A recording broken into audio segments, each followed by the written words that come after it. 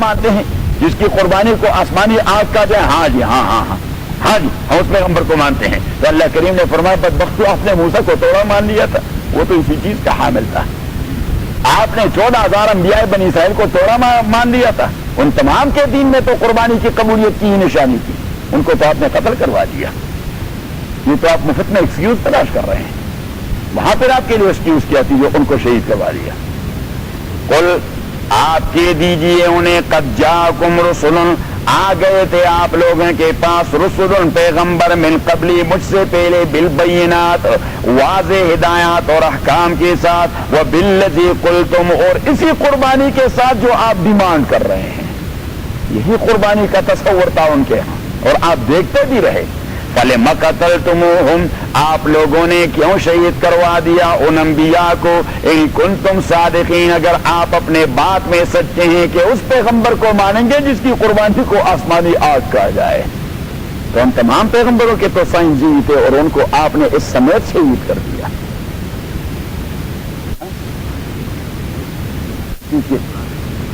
اس کے یہ سائنس تھے کہ جو قربانی وہ کر دیتے اس کے کسی ایک پارٹ کو یعنی ایک حصے کو فار ایگزامپل یعنی اس نے یہ چیز بطور قربانی رکھ دیا, یہ تو اس کا ویلتھ ہے یا پیسے ہیں, آسمانی آگ آ جاتی اسے ٹچ کر دی تھی, اسے ٹچ کرے اس کا ایک حصہ راکھ بن جاتا اور یہ سائن اور نشانی ہوتی قبولیت. اللہ کریم نے ہمارا پردہ رکھا. حضور صلی اللہ علیہ وسلم نے فرمایا میرے ساتھ اللہ نے بڑے آسان کر دیے. میرے ساتھ کسی قوم کو اللہ نے اس طرح مبتلا کر دیا کہ رات کی تاریکی میں کسی نے گناہ کر دیا اور فرشتے نے اس کے گھر پہ مارک کر دیا اور صبح سارے لوگ دیکھتے اس بدبخت نے رات کے وقت کچھ خباثت کی. رسول اللہ صلی اللہ علیہ وسلم فرماتے ہیں کہ میرے امت کے ساتھ اللہ نے بڑا احسان کیا. ان پہ تو دین بڑا مشکل تھا, وہ تو غنیمت بھی نہیں کہہ سکتے تھے, غنیمت کا مال وہ مجاہدین نہیں کہہ سکتے تھے. تو اب فَإِن كَذَّبُوكَ فَقَدْ كُذِّبَ رُسُلٌ مِّن قَبْلِكَ. اب دیکھیے یہ جو آپ کی تکذیب کر رہے ہیں without any just cause and without any معقول ریزن کر رہے ہیں. کبھی آپ سے کہتے ہیں یہ ہونا چاہیے, کبھی آپ سے کہتے ہیں مکتوب کتاب لے آئیں, تو اللہ کریم نے فرمایا موسیٰ علیہ السلام جو مکتوب کتاب لائے تھے تو آپ نے اس کو مان لیا تھا. انہیں کہہ دیا پیغمبر علیہ السلام سے ہم کیسے مانے کہ یہ جو آپ کہہ رہے ہیں یہ اللہ کی وحی ہے, وہی تو مکتوب شکل میں ہوتی ہے. تو آپ مکتوب کتاب لائیں ان ریٹن شیپ تو ہم ایمان لائیں گے. تو اللہ نے وہاں جواب دے دیا اچھا جب موسیٰ علیہ السلام ان ریٹن شیپ کتاب لے آئے تو آپ نے مان لیا, انکار کر دیا. یہ قربانی ایسی ہونی چاہیے جس کو آگ ٹچ کرے. اچھا یہ سارے انبیاء کی قربانیوں کو آگ ٹچ کر رہی تھی تو آپ لوگوں نے ان کو مان لیا کہ انہیں شہید کر دیا. اب رسول پاک صلی اللہ علیہ وسلم کو اللہ تعالیٰ کنسول کر رہا ہے, اسے تسلی دے رہا ہے کہ رہی ان کی تکذیب کی بات یہ کہ آپ کو جھٹلائیں گے, یہ باز نہیں آئیں گے, یہ باز نہیں آئیں گے, یہ جھٹلاتے رہیں گے. اور صرف یہ آپ کا جھٹلانا کوئی یونیک قسم کا بزنس تو نہیں, یہ تو ان لوگوں کا پرانا شیوا رہا ہے. سارے انبیاء کے ساتھ یہی کچھ کیا گیا. تو فرمایا کہ فَإِن كَذَّبُوكَ اگر یہ لوگ آپ کی تکذیب کرتے ہیں فَقَدْ كُذِّبَ رُسُلٌ مِّن قَبْلِكَ تو تحقیق تکذیب کی گئی تھی انبیاء اور رسولوں کی من قبلک آپ سے پہلے جاءوا بالبینات وہ بھی آئے تھے لوگوں کے پاس بالبینات معجزات کے ساتھ, بالبینات معجزات کے ساتھ والزبر اور اسکرپچرز کے ساتھ والکتاب المنیر اور روشنی دینے والے کتاب کے ساتھ. تو نہ کسی نے معجزہ کے حامل پیغمبر کو معاف کر دیا, نہ کسی نے اسکرپچر والے پیغمبر کو معاف کر دیا, نہ کسی نے کتاب منیر کے حامل پیغمبر کو معاف کر دیا. ان کی بھی تکذیب کی گئی. تو اگر آپ کی بھی کرتے ہیں یہ کوئی نئی بات تو نہیں. تو یہ تسلی دے رہے ہیں رسول پاک صلی اللہ علیہ وسلم کہ اگر انہوں نے اپنا گدھا پن نہیں چھوڑنا تو اپنی انسانیت نہیں چھوڑنی. یہی مسئلہ ہے. نہیں زبور کہتے ہیں اسکرپچرز کو. کل نفس ذائقۃ الموت, وہ زبور کو زبور بھی اس لیے کہتے ہیں کہ وہ اسکرپچرز کی شکل میں تھا. اسکرپچر اصل میں اس چیز کو کہتے ہیں جس کے ابھرے ہوئے الفاظ, مثلا کسی چیز لکڑی پر کوئی کام کیا جائے جس طرح وہ یہاں لگا دیتے ہیں, یہ اس قسم کے الفاظ میں لکھا ہوا تھا. کل نفس ذائقۃ الموت وانما توفون اجورکم یوم القیامہ فمن زحزح عن النار وادخل الجنة فقد فاز وما الحیاۃ الدنیا الا متاع الغرور. اب اس آیت کا موضوع یہ ہے کہ نبی کریم صلی اللہ علیہ وسلم کو اللہ تعالیٰ یہ بات ان سے کہلوا رہا ہے کہ انہیں کہہ دیں کہ مال دنیاوی نے آپ لوگوں کو اس بغاوت پہ اکسایا ہے، اور یہ جو مال دنیاوی ہے خالص دھوکے کا سامان ہے، اس نے آپ کو دھوکہ دے دیا ہے، آپ اپنی عاقبت کو خراب کر رہے ہیں، آپ اپنے عاقبت کو خراب، اور موت تو آنے والی ہے، پھر آپ کو پتہ لگ جائے گا۔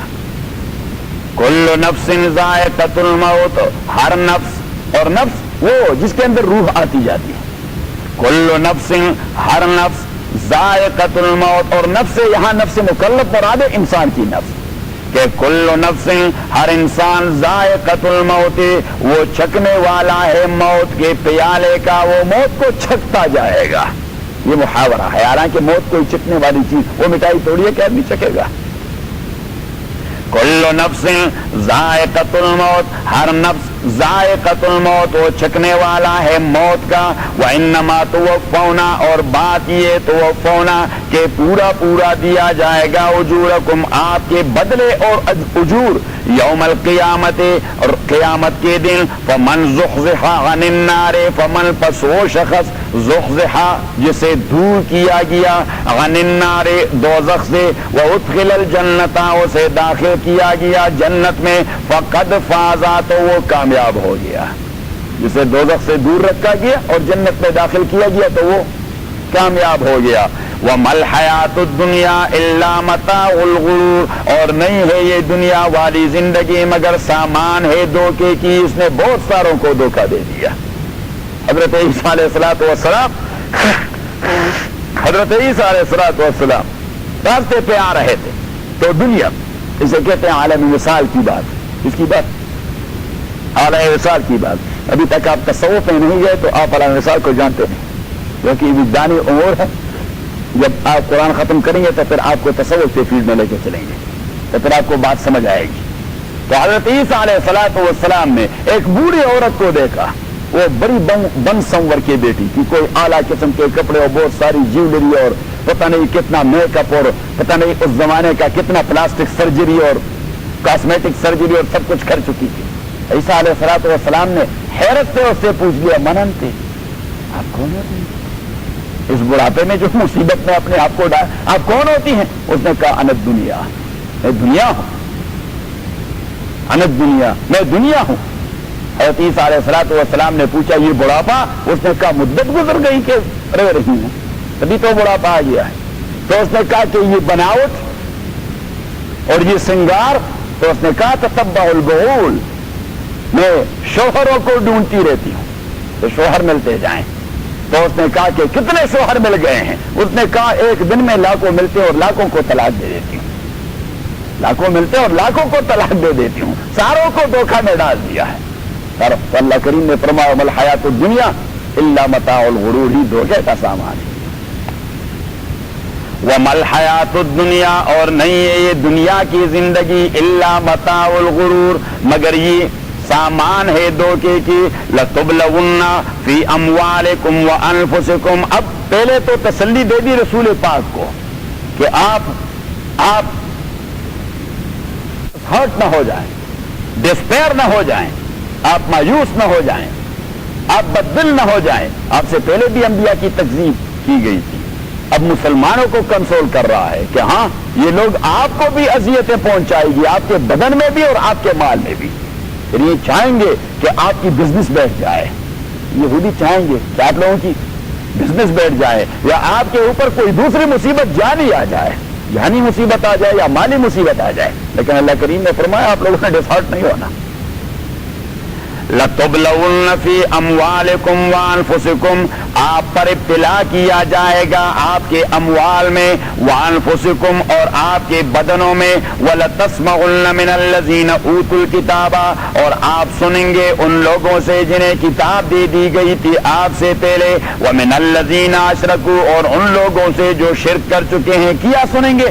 اذًا کثیرًا، بہت گمراہ کن پروپیگنڈا، اذن کثیرہ، اذن کا معنی ایسے اقوال اور ایسے سینگ اور ٹاک جو آپ کو ہٹ کرتے رہیں گے، جو اقوال آپ کو وہ آپ کی تذلیل بھی کریں گے، آپ کے خلاف پروپیگنڈا بھی کریں گے، آپ کو گالیاں بھی دیں گے، جو کچھ ان کے منہ میں آئے وہ کہتے رہیں گے۔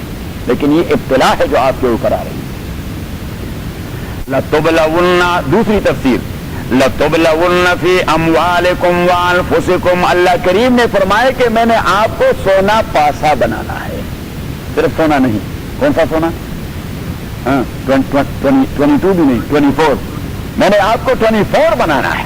گولڈ 24 کیرٹ 24 کیرٹ بنانا ہے. اب 24 کیرٹ بنانے کے لیے دو چیزیں ضروری ہیں. ایک اللہ کی جانب سے اطلاعات آئیں گے اور دوسرے مخالفین بھی آپ کو رگڑا دیتے رہیں گے. مخالفین بھی آپ کو رگڑا. 24 مفت میں بنتا ہے, وہ آگ میں پڑا رہتا ہے اور ہتھوڑے سے مار کھاتے رہتے ہیں تبھی 24 کیرٹ بن جاتا ہے. کہ آسانی سے پھر تیزاب میں بھی ڈال دیتے ہیں, تیزاب میں بھی ڈال دیتے ہیں, یہاں آگ میں وہاں توڑے میں وہاں تیزاب میں پھر چونے میں ڈال دیتے ہیں. ایک مصیبت ہے. کبھی تو 24 کیرٹ. تو اللہ کریم نے فرمایا کہ میں نے کبھی ہتھوڑا لگانا ہے آپ کو, کبھی آگ میں ڈالنا ہے اور کبھی چونے میں ڈالنا ہے اور کبھی تیزاب میں ڈالنا ہے. ہاں اگر گویا مسلمان ہم بلرزم کہ دانم مشکلات لا الہ. اگر کہتا ہوں کہ مسلمان ہوں تو لرزہ طاری ہو جاتا ہے, کیونکہ مجھے لا الہ الا اللہ کے ریکوائرمنٹس معلوم ہے. تو اس کے ریکوائرمنٹس کیا کچھ ہے. قرآن کریم نے فرمایا حسب الناس ان یترکوا ان یقولوا آمن. لوگوں کا یہ خیال ہے کہ یہ ان پر چھوڑ دیے جائیں گے کہ انہوں نے کہہ دیا لا الہ الا اللہ محمد رسول اللہ وہم لا یفتنون. انہیں ٹیسٹ میں نہیں ڈالا جائے گا, انہیں ٹرائل سے نہیں گزارا جائے گا. یہ سارے ٹیسٹ آتے رہیں گے. وَلَمَّا يَأْتِكُم مَّثَلُ الَّذِينَ خَلَوْا مِن قَبْلِكُمْ أَمْ حَسِبْتُمْ أَن تَدْخُلُوا الْجَنَّةَ. آیت تیلک گزر چکی ہے کہ آپ کا یہ گمان ہے کہ جنت میں چلے جائیں گے ایسے مفت میں. وَلَمَّا يَأْتِكُم مَّثَلُ الَّذِينَ خَلَوْا مِن قَبْلِكُمْ. اور آپ پر وہ آزمائشیں نہیں آئے ہوں گی جو سابقہ انبیاء کی امتوں پر میں آ چکا ہوں. مَسَّتْهُمُ الْبَأْسَاءُ وَالضَّرَّاءُ. ان کو بدنی تکلیف دے دی, ان کو مالی مصیبتوں میں ڈال دیا. وَزُلْزِلُوا. اور انہیں جھنجھوڑ آ گیا. حتیٰ یقول الرسول والذین آمنوا معہ. حتیٰ کہ پیغمبر اور ساتھیوں سب نے کہہ دیا کہ اللہ نے تو وعدہ امداد کا کر دیا ہے. متى نصر اللہ, وہ امداد آئے گی کب. اللہ کریم نے فرمایا الا ان نصر اللہ قریب. ابھی قریب ہے, تھوڑا سا اور رگڑا دینا ہے.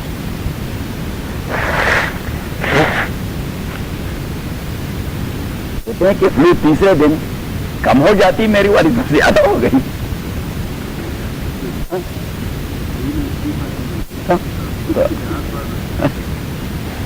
لیکن ہم بڑے کمزور ہیں.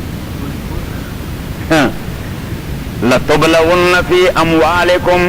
آزمائش کی جائے گی آپ پر فی اموالکم, آپ کے اموال میں سے. آپ کے اموال میں سے بزنس میں آپ کی کمزوری آ جائے گی, بزنس گڑبڑ ہو جائے گا, مال چوری ہو جائے گی.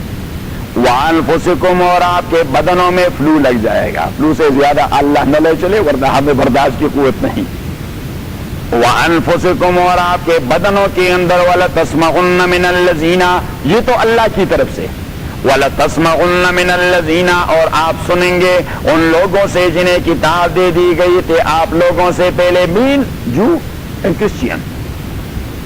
وَمِنَ الَّذِينَ أَشْرَكُوا. اور ان لوگوں سے جو مشرک بن چکے. مینز کہ کافر کتابی ہو یا بے کتاب کافر ہو, تو اسلام کے تو سارے مخالف ہی ہوں گے.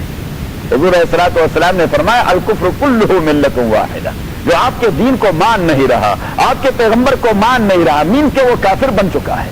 میں بھی یہ کتابی اور وداؤٹ کتاب کافر تو وہ ہی. تو حضور علیہ السلام نے فرمایا کہ اسلام کے مقابلے میں کافر اور کافر میں کوئی فرق نہیں ہوتا. All are the same thing, all are the same thing, وہ ایک ہی ہے. الکفر کلہ ملۃ واحدہ.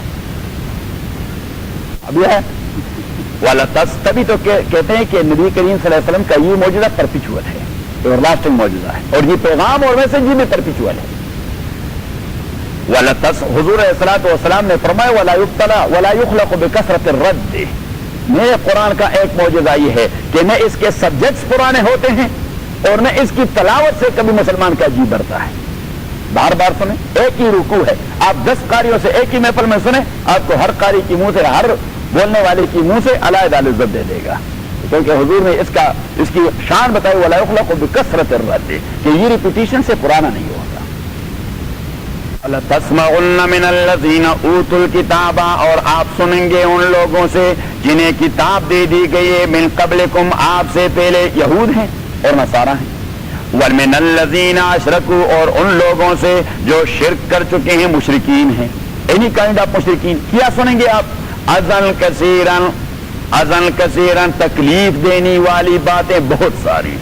تکلیف دینے والی باتیں بہت ساری. گالیاں دیں گے آپ کو، آپ تانے دیں گے آپ کو، طنز کریں گے آپ کو، مسخرے اڑائیں گے آپ کے، پروپیگنڈے کریں گے آپ کے خلاف، جو بھی منہ میں آئے. تو اسے کہتے ہیں اذن کثیرہ. اور جب اللہ کریم نے اسے بہت زیادہ کہہ دیا تو اٹ مین کہ اس کا کوئی لمٹ ہوگا نہیں، اس کا کوئی لمٹ. یعنی ان کا پرنٹ میڈیا آپ کے خلاف، ان کا الیکٹرانک میڈیا آپ کا خلاف، ان کے انسٹیٹیوشنز وہ آپ کے خلاف، ان کے انڈیویجولز آپ کے خلاف ہوں گے. اذن کثیرہ. ان تصبروا، لیکن اگر آپ نے استقامت کا مظاہرہ کیا، اسٹیبلٹی کا، وتتقوا اور آپ نے تقوی کا راستہ اختیار کیا، فإن ذلك من عزم الامور، یہ ہے جوانی اور مردانگی کی باتیں.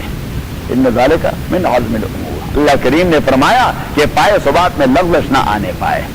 من عزم الامور مین کہ پکے دل و دماغ رکھنے والے لوگ اپنی جگہ پہ ڈٹے رہتے ہیں. من عزم الامور، یہ وہ کام ہے جن کا عزم کیا جاتا ہے. یہ وہ کام ہے بغیر عزم کے نہیں ہوتے، ادروائز آپ ڈاواڈول ہو جائیں گے. اس لیے اللہ کریم نے فرمایا ان ذالک من عزم الامور، اس کے مقابلے میں اسٹیبلٹی کا مظاہرہ کرنا یہ عزم الامور ہے. اس کا عزم ہونا چاہیے.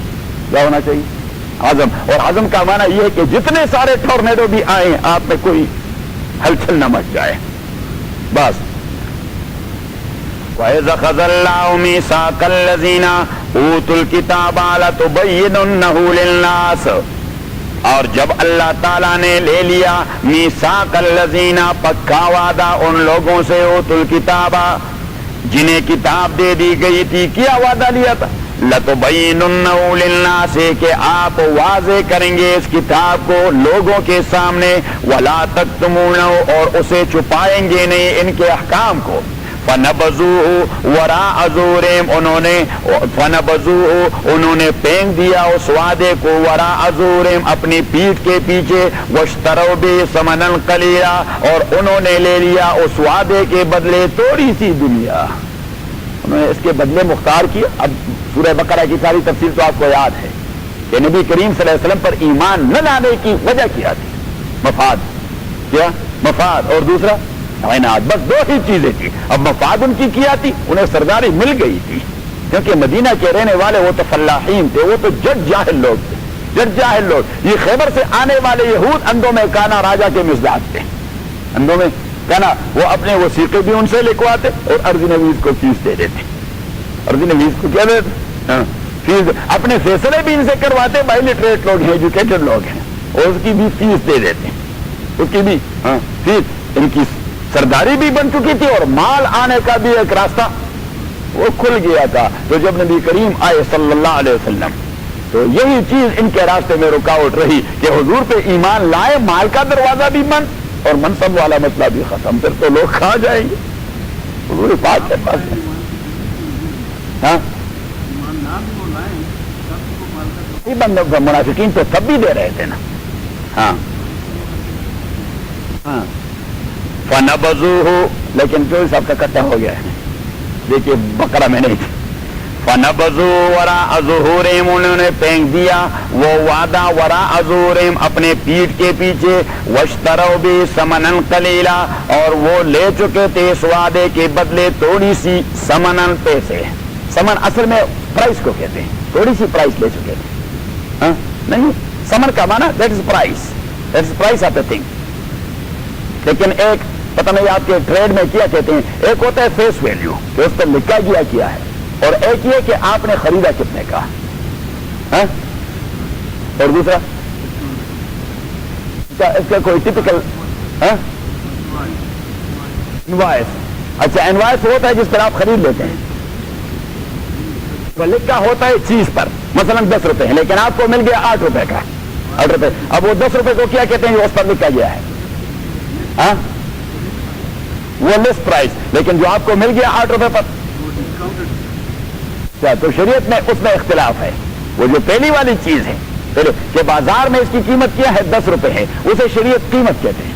کیا کہتے ہیں؟ قیمت. لیکن جس چیز پر آپ لوگوں کی ڈیل ہو گئی اور آپ نے جو پرائس ادا کر دی تو اسے سمن کہتے ہیں. اسے کیا کہتے ہیں؟ اسے سمن کہتے ہیں. تو ابھی آپ نے آئیڈیا پک کر لیا. واشتروا به ثمنا قلیلا، اور انہوں نے لے لیا اس پر ثمنا قلیلا، بہت تھوڑی سی قیمت. فبئس ما یشترون، بہت بری ہے وہ چیز جو وہ خریدتے رہے ہیں. لا تحسبن الذین یفرحون بما اتوا ویحبون ان یحمدوا بما لم یفعلوا. لا تحسبن الذین، آپ گمان نہ کیجئے ان لوگوں کے متعلق، یفرحون بما اتوا، جو خوش ہوتے ہیں اور ریجائز کرتے ہیں، خوشیاں مناتے ہیں، بما اتوا، اس چیز کے متعلق جو انہوں نے عمل کر دیا ہے. ویحبون، اور وہ چاہتے ہیں ان یحمدوا، کہ ان کی تعریف کی جائے، بما لم یفعلوا، ایسے کاموں کے حوالے سے بھی جو انہوں نے کیے نہیں. جو کام کیے ہیں، جو کام کیے وہ تو بڑا چڑھا کے پیش کرتے، پھر ہم نے یہ کیا، اور پھر ہم نے مسجد بنائی، اور پھر ہم نے مسجد میں ایئر کنڈیشن لگائی، اور پھر مسجد میں ہم نے لاؤڈ اسپیکر لگا دیا، اور پھر ہم نے اسکول بنا دیا، اور مسلمانوں کے لیے یہ کیا اور یہ کیا اور یہ کیا. یہ یحبون بما اتوا ہے، یحبون بما. اور کچھ لوگ ایسے جو مفت میں نمبر بناتے ہیں اور وہ کہتے ہیں کہ ہماری مفت میں تعریف ہو جائے. تو وہ یحبون ان یحمدوا بما لم یفعلوا، یہ تو اس کے یار ہیں. وہ یحبون ان یحمدوا بما لم یفعلوا، اور وہ چاہتے ہیں کہ ان کی تعریف کی جائے ایسے کاموں کے حوالے سے بھی جو اس طرح سے انہوں نے کیے نہیں. تو اللہ کریم نے فرمایا یہ دو قسم کے لوگ ہیں، یا دو خوبیاں رکھتے ہیں، دو خصلتیں رکھتے ہیں. کبھی کبھار تو ایسا ہوتا ہے کہ ایک آدمی ایسا ہوتا ہے کہ جو کام اس نے نہیں کیا اسی کی پریز اور اپریسیشن نہیں چاہتے، لیکن جو کیا ہے تو اس کی اپریسیشن چاہتے ہیں. صحیح.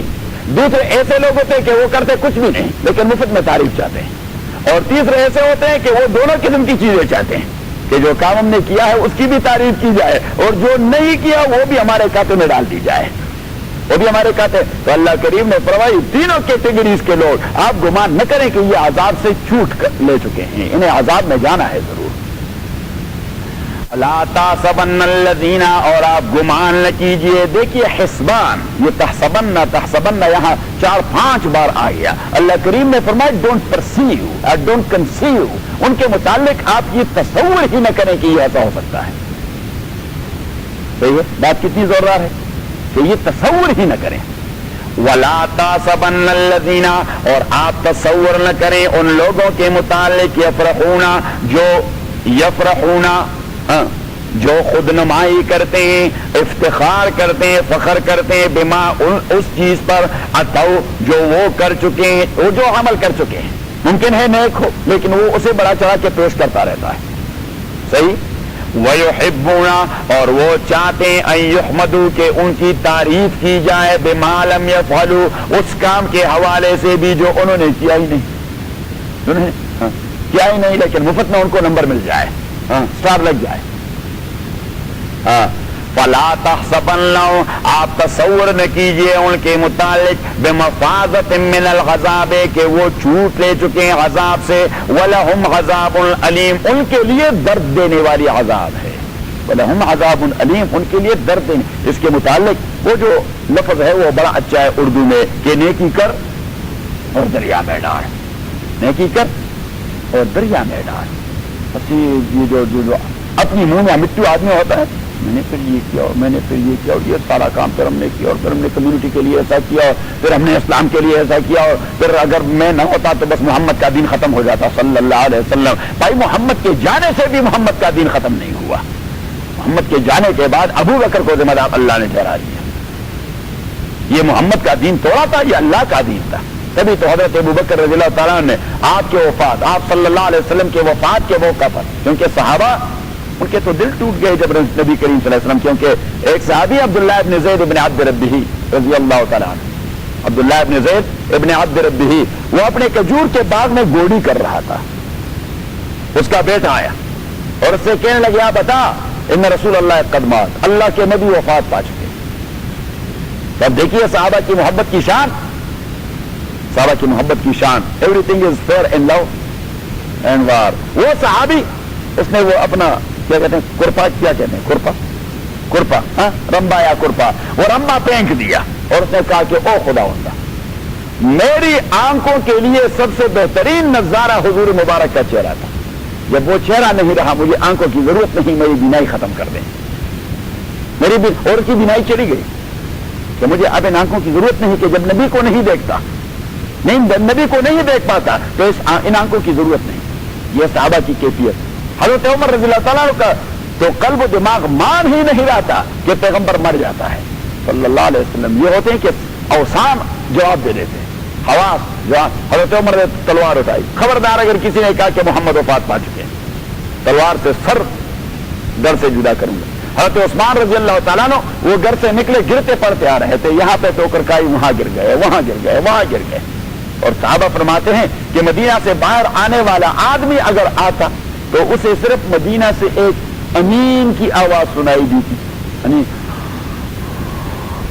کس کیا؟ سارے صحابہ کی ہی کیفیت. ایک حضرت ابوبکر تھے رضی اللہ تعالیٰ عنہ جو اپنے حواس کو کنٹرول کر سکے اور اس نے خود کنٹرول نہیں کیے.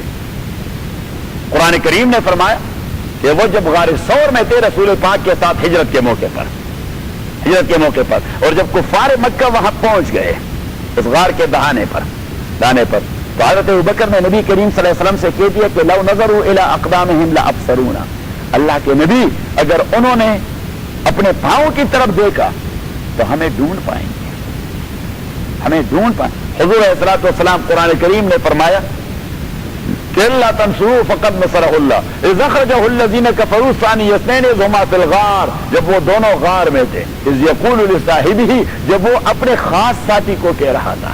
ابو بکر کے متعلق اللہ نے بھی صاحب کا لفظ استعمال کر دیا.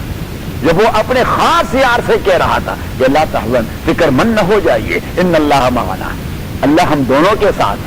ایسا نہیں کہ ان اللہ معی, پیغمبر نے اپنے آپ کو خاص نہیں کیا کہ اللہ میرے ساتھ ہے اور تم پھر میرے ساتھ ہو. ان اللہ معنا, اللہ ہم دونوں کے ساتھ ہیں. تو قرآن نے فرمایا فانزل اللہ سکینتہ علیہ, اللہ کریم نے اطمینان قلبی نازل فرمایا ابو بکر کے قلب و دماغ پر اور وہ مطمئن ہو گیا. وہ مطمئن, اب یہ اس اطمینان کا اثر تھا جو مرتے دم تک ابو بکر کے قلب و دماغ پر سایہ کیے ہوئے تھا. تو واحد صحابی تھے جو اتنی بڑی مصیبت میں بھی اپنے اوسان کو اور حواس کو کنٹرول کر چکا تھا. آ گئے مسجد میں اور صحابہ کو ایک بڑی تقریر اور ان کا ذہن بنا دیا, کیونکہ ایسے مواقع پر ذہن بنانا وہ بڑی مشکل بات ہوتی کہ جو چیز عام لوگوں کا ذہن قبول نہ کر رہا ہو اور آپ انہیں ان کے ذہن میں ڈالنا چاہیں.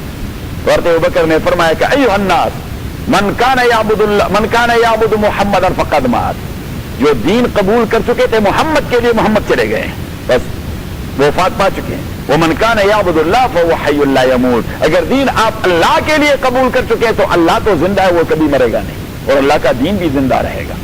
اور پھر پیچھے وہ آیت جو ابھی گزر گئی کل پرسوں کہ وما محمد الا رسول قد خلت من قبلہ الرسل.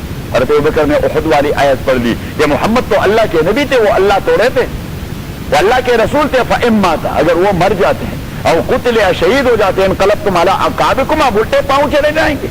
ومن ينقلب على عقبيه فلن يضر الله شيئا. حضرت عمر رضی اللہ تعالیٰ فرماتے ہیں کہ سارے صحابہ کو آپ کے بیان سے ایسا سکون مل گیا کہ بھائی ابھی تو ہم نے دنیا کی قیادت کرنی ہے, یہ کیا ہم رونے دھونے کے ساتھ بیٹھے ہوئے ہیں. چلے گئے اللہ کے نبی تھے, ہمیں بنایا, اب ہم نے دنیا کو بنانی ہے. تو اللہ کا دین وہ کسی شخصیت سے نتی نہیں ہوتا, جب تک اللہ نے چاہا دین زندہ رہے گا. کیوں؟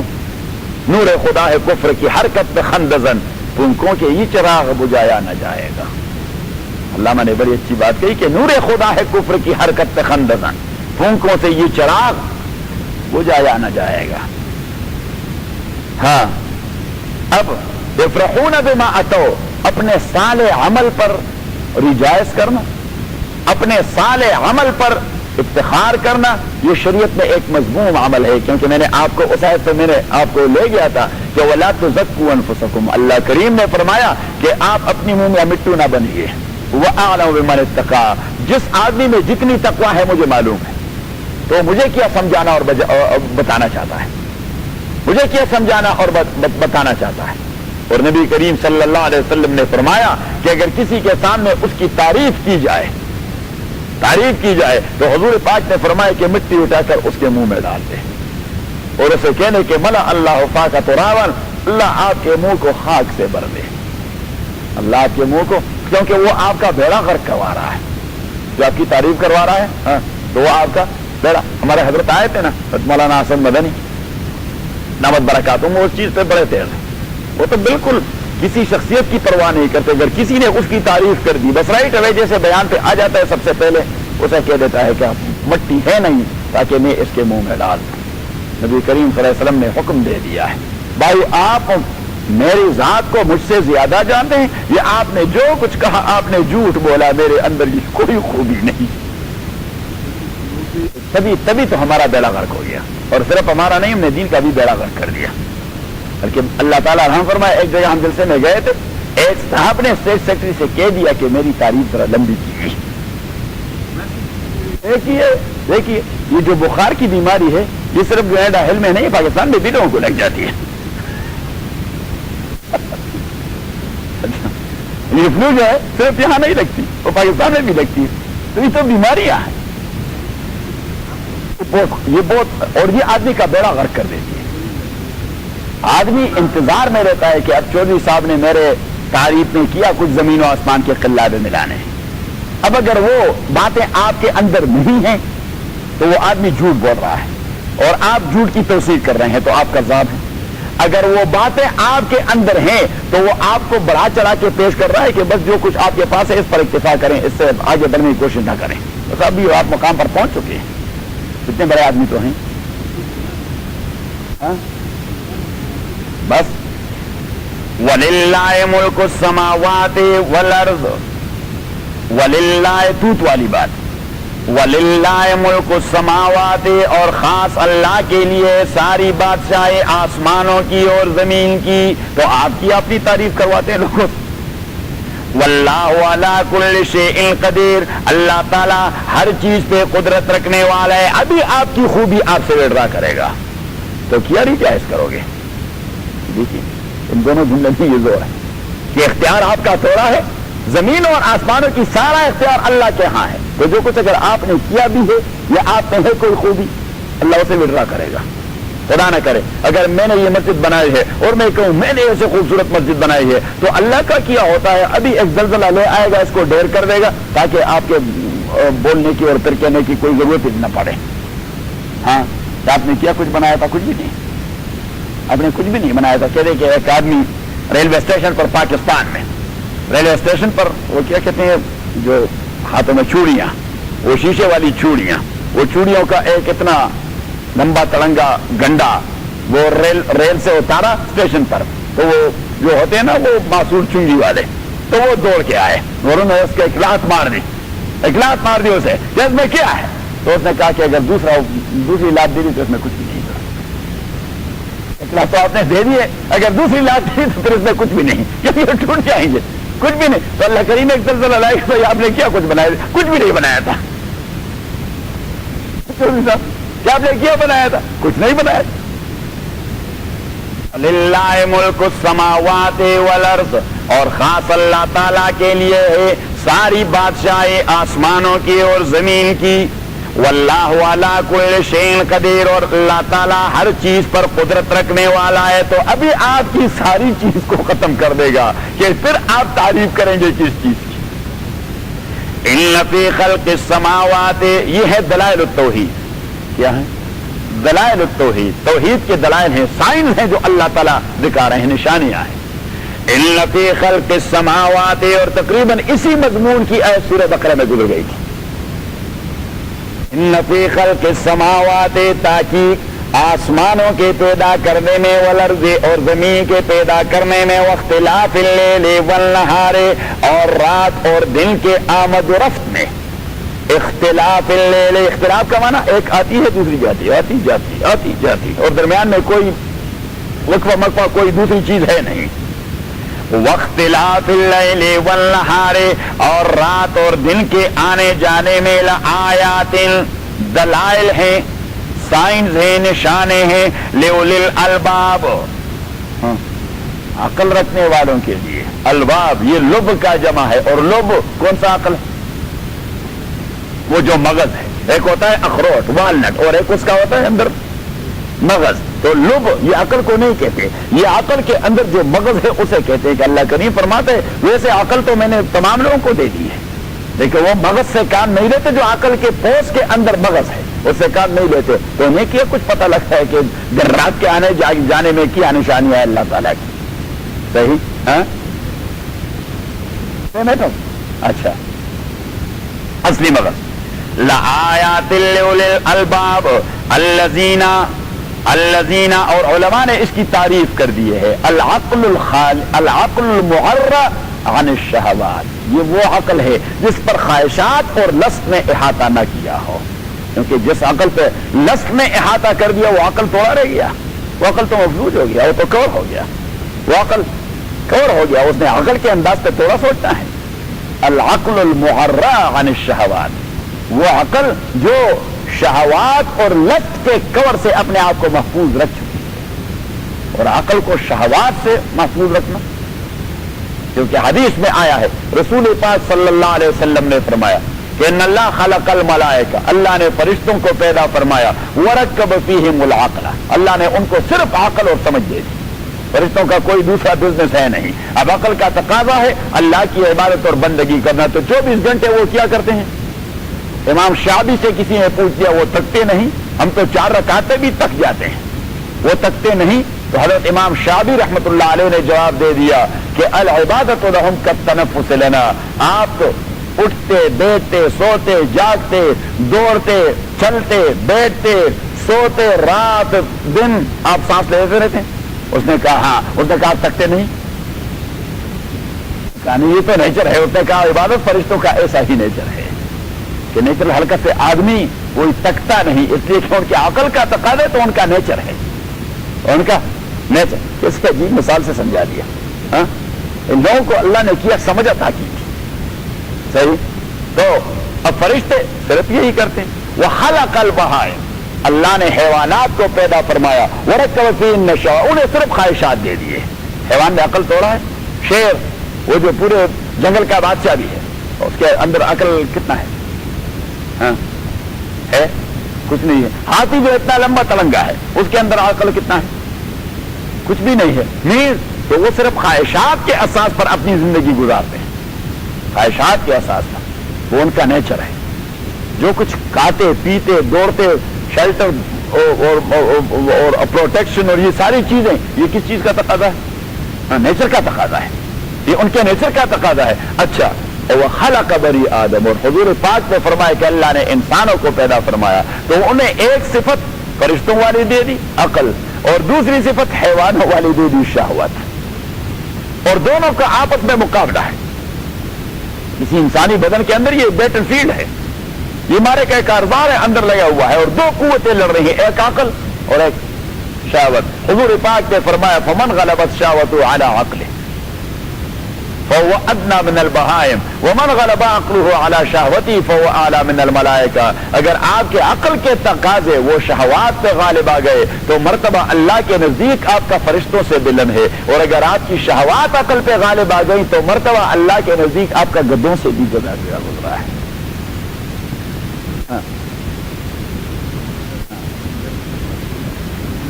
زیادہ محنت کرنی پڑتی ہے, لفظ کو کنٹرول کرنا پڑتا ہے, اور لفظ کو کنٹرول کرنا بہت مشکل کام.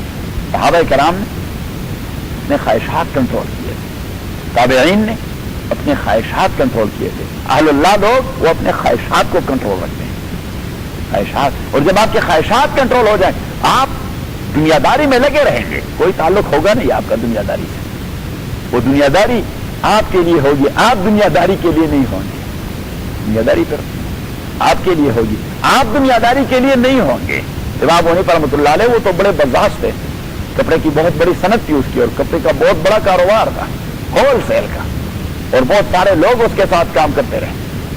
تو اس کے اسٹور پر ایک بار وہ باہر نکل رہا تھا تو اس نے سارے سیلز مین جتنے سارے تھے انہیں بلایا کہ یہ فلاں جو تان پڑا ہوا ہے اس میں ایک ڈیفیکٹ ہے کہ اس کے اندر 1 میٹر بر کپڑا یا 1 گز بر کپڑا وہ اسی میں وہ صحیح تانا بانا نہیں ہو گیا ہے, تو اگر کوئی اسے خریدنا چاہے قیمتی کپڑا ہے تو آپ یہ چیز ضرور بتا دیں انہیں, اس میں یہ ڈیفیکٹ, یہ چیز ضرور بتا دیں اور پھر ان کے ساتھ ڈیل کریں.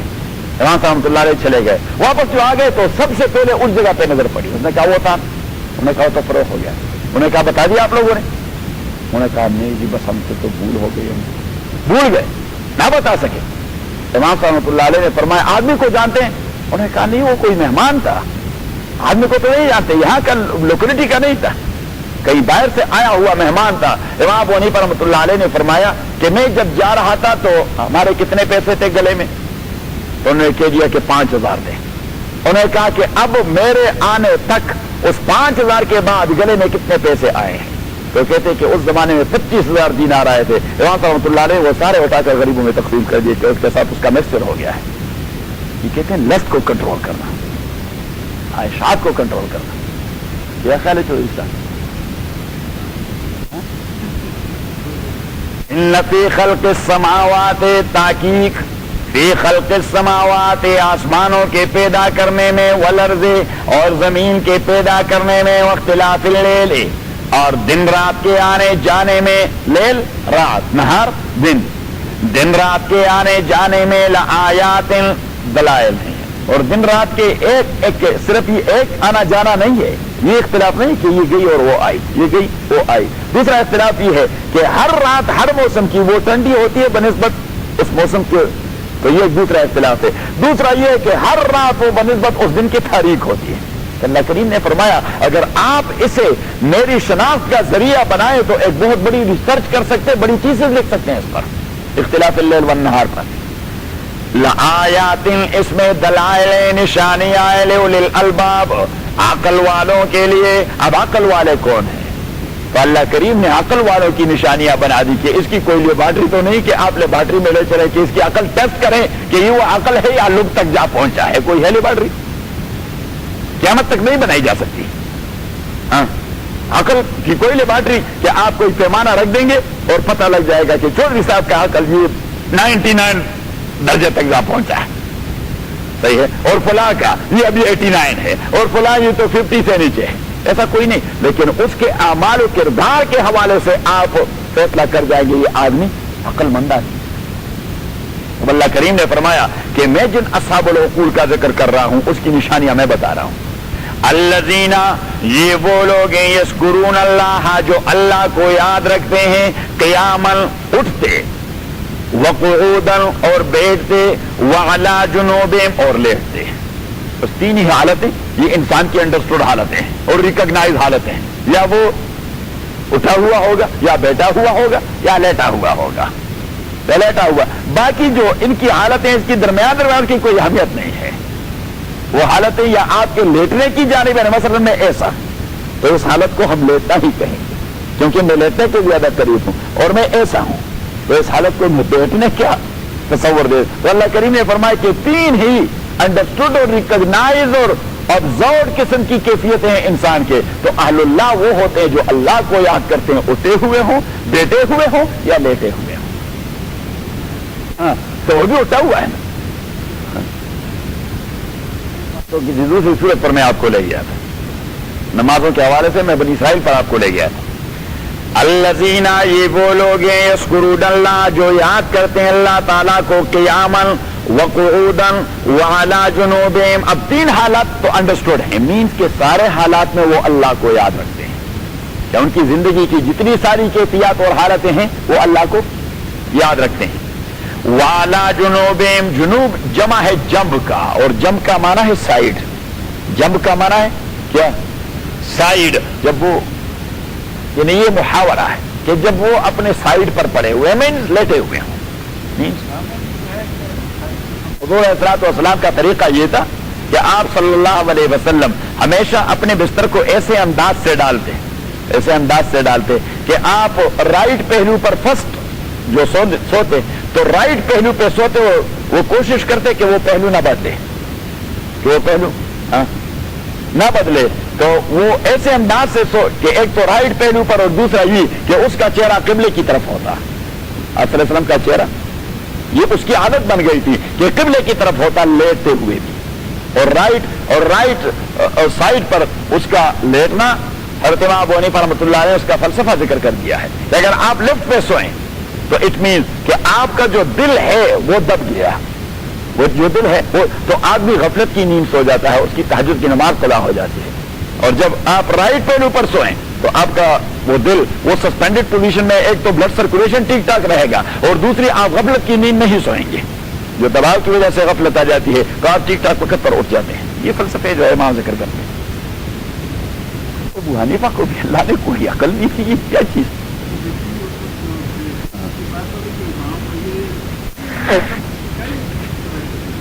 محنت سے عروس حضرت قرآن کعبہ کا براندازت کہ دار الملک ایمارہ مجرد بھی نظر غوغا، یہ قرآن اور سنت یہ ایسی چیز ہے کہ تا قیامت اس پر ریسرچ ہوتی جائیں گی اور اس کا بہت سارا حصہ مخفی رہے گا، جنت میں پھر ہماری کلاسیں ہوں گی، حدیث میں آیا ہے، وہاں بھی درس ہوگا۔ سوری صاحب بوڑھی ہے یا نہیں، اس کو چھٹی نہ ملی، جس نے سبق یاد کیا، ہاں وہاں بھی چھٹی نہیں ہے۔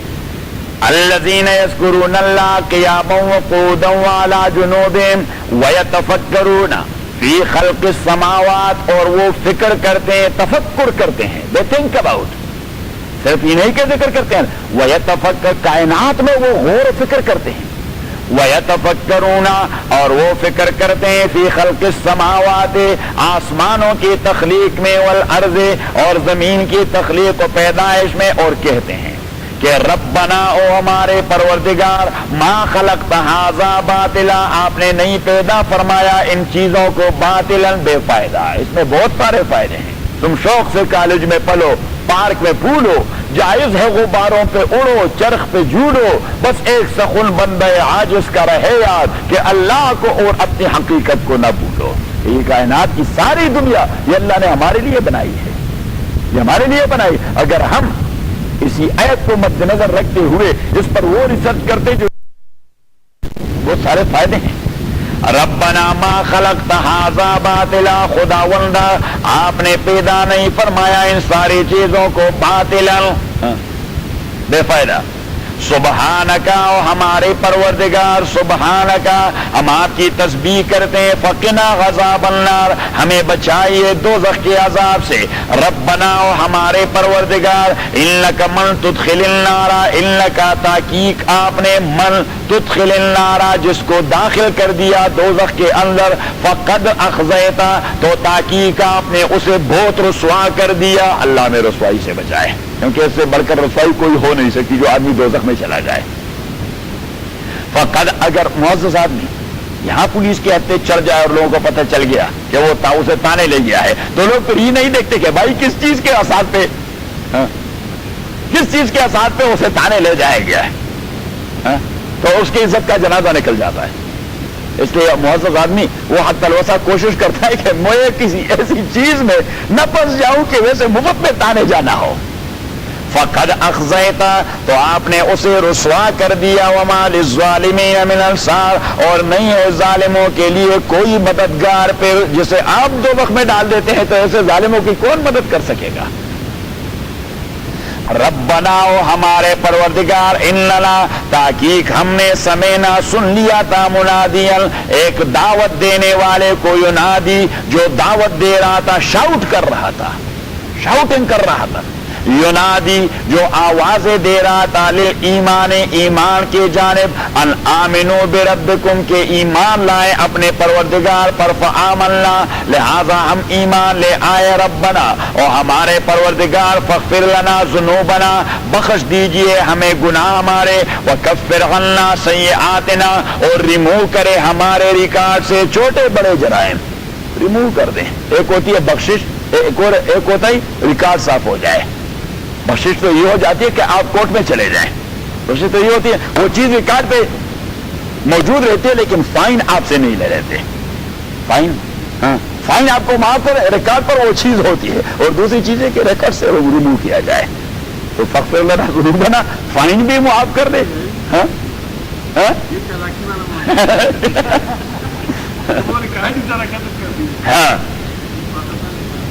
ربنا فاغفر لنا ذنوبنا، ہمارے پروردگار فاغفر لنا بخش دیجئے ہمیں گناہ ہمارے، وکفر عنا اور ریمو کروا دے ہم سے سیئاتنا ہمارے جرائم اور برائیاں، وتوفنا مع الابرار اور ہمیں وفات کر دے مع الابرار اور ابرار اور نیک لوگوں کی معیت نصیب فرمائے۔ ایسا نہیں کہ جہاں آپ نیک آدمی کو مرواتے ہیں ہمیں بھی وہاں مروائیں۔ وتوفنا وجعلنا مع الابرار، ہمیں مروائے اور پھر ہمیں ابرار کا ساتھی بنا دے۔ ابرار جمع ہے بار کا، بار کا معنی ہے متقی آدمی، بار کا معنی ہے متقی آدمی۔ تو آپ متقین کے ساتھ کیسے رہیں گے؟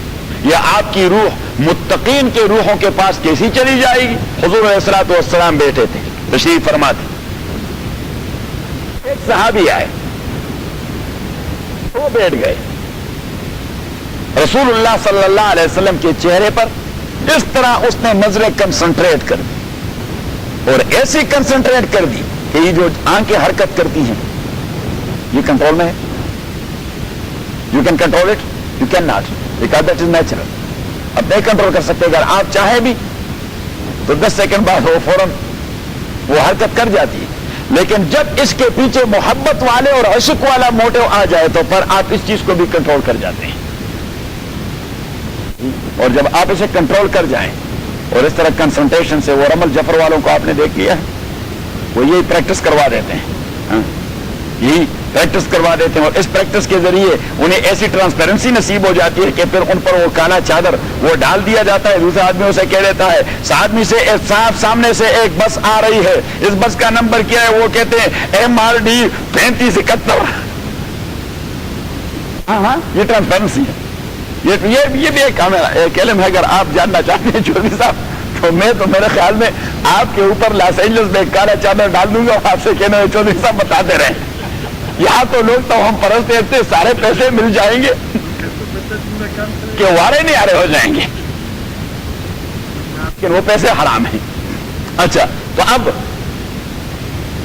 نبی کریم صلی اللہ علیہ وسلم پر وہ آدمی اس طرح نظریں کنسنٹریٹ کیا ہوا تھا اور اس نے بالکل اپنی حرکت کو کنٹرول کیا، اور حضور علیہ السلام نے نوٹس کر دیا، حضور علیہ السلام نے نوٹس کر دیا، تو حضور علیہ السلام نے فوراً سے مالا کیا، صوبان یہ آپ کو کیا ہو گیا ہے؟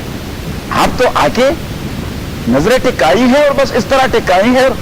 تو اس نے کہا، آج جی میں ایک سوچ میں پڑ گیا۔ اس نے کہا وہ کیا؟ اس نے کہا انشاءاللہ ہم آپ کی اتباع کر رہے ہیں، ہم بھی جنت میں جائیں گے، اور آپ بھی، لیکن آپ تو پیغمبر ہیں، آپ کے مرتبے کتنے بلند ہوں گے پتہ نہیں، ملاقات بھی ہوگی کہ نہیں ہوگی، اور یہاں تو کوئی پابندی ہے نہیں، یہاں تو کوئی پابند، تو میں نہیں چاہتا کہ یہ حرکت کا جو حصہ ہے پتہ نہیں وہ سیکنڈ کا کتنا وہ حصہ ہوگا، کہ وہ بھی آپ کے چہرے دیکھنے سے محروم رہ جائے، مجھے پسند نہیں۔ رائٹ اوے جبریل امین آئے اور آیت آئی کہ وَمَن یُطِعِ اللَّهَ وَالرَّسُولَ، صوبان کو کہہ دیں کہ جو لوگ اللہ اور رسول کی اطاعت کرتے رہیں گے کنٹینیوسلی، فَأُولَٰئِكَ مَعَ الَّذِينَ أَنْعَمَ اللَّهُ عَلَيْهِمْ، وہ جنت میں ان لوگوں کے ساتھ ہوں گے جن پر اللہ نے بڑی انعامات کیے ہیں، من النبیین، جو انبیاء ہیں، والصدیقین، اور پیپل آف ٹروتھ ہیں، والشہداء، اور مارٹرڈ ان دی پاتھ آف اللہ ہے، والصالحین، اور پائس پیپل ہیں، وحسن اولئک رفیقا، اور جنہیں ان لوگوں کی رفاقت وہاں مل جائے، یہ سب سے بہترین رفیق اور کولیگز ہیں۔